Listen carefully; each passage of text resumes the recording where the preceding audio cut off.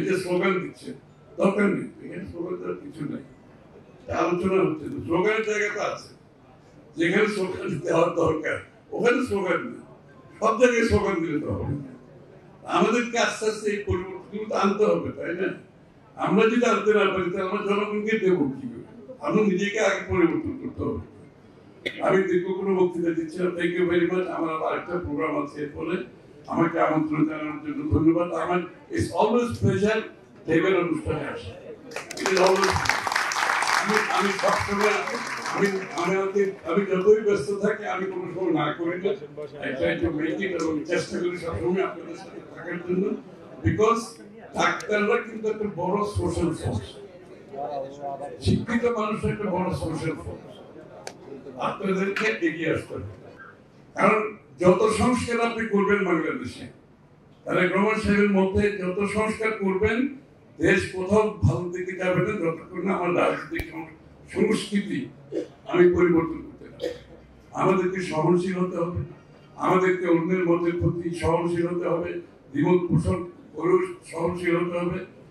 এবং সবচেয়ে বড় কথা হচ্ছে দিনের শেষে গণতন্ত্র থেকে সরে যাওয়ার কোনো সুযোগ। এই জন্য বিএনপি আপনারা লক্ষ্য করেছেন, এই যে এখন ঘটনাগুলো ঘটতেছে, আপনার মবক্রেসি থেকে চলছিল, আবার অন্যান্য কিছু দল বিভিন্ন দাবি দাবা নিয়ে রাস্তায় নামছে। এখন কোন স্বৈরাচার তো নাই, কিন্তু বিএনপি রাস্তায় নামার কোন কর্মসূচি দিচ্ছে না।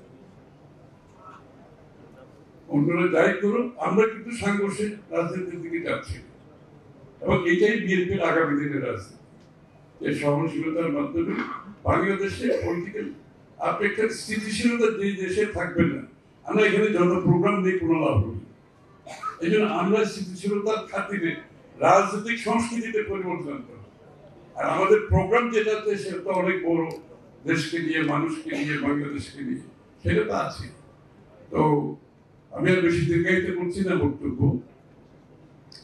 আমার মনে হয় আমাদের নেতা তারেক রহমান সাহেব যে বাংলাদেশের মানুষের আকাঙ্ক্ষাকে ধারণ করতে পারছে, এটা আমার কাছে ভালো লাগছে।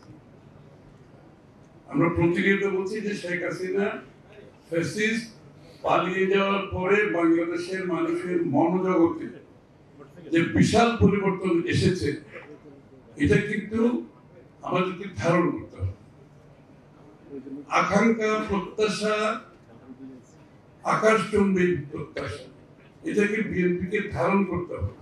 যেটা তারেক রহমান সাহেব করেছেন, বিএনপি করেছে, এবং রাষ্ট্র গঠনের প্রক্রিয়ার মধ্যে আমরা আছি।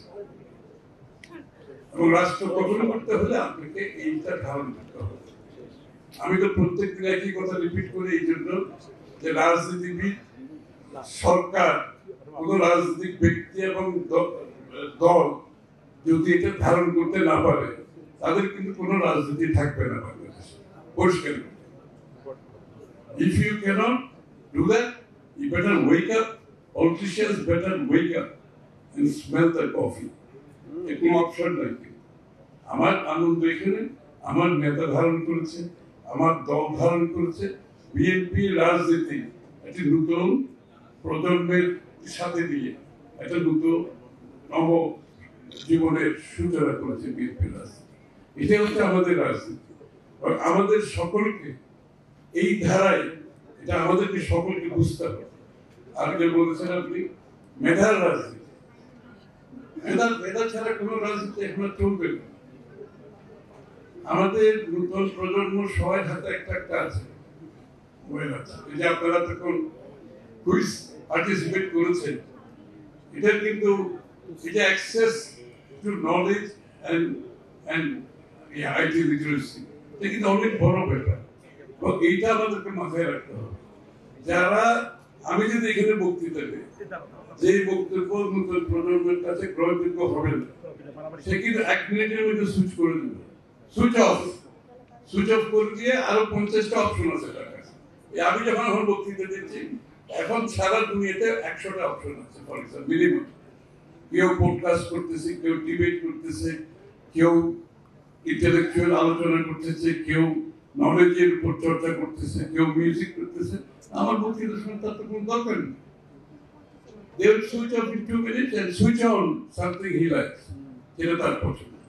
আমাদের রাজনীতিবিদদের, আমরা যারা রাজনীতি করছি, আমাদের যারা নেতা কর্মী সর্বস্তরে আছে, সবাইকে এগুলো ধারণ করতে হবে। বিএনপি হইতে হবে আগামী দিনের নতুন রাজনীতিতে সূচনা তারেক রহমান সাহেব করেছেন।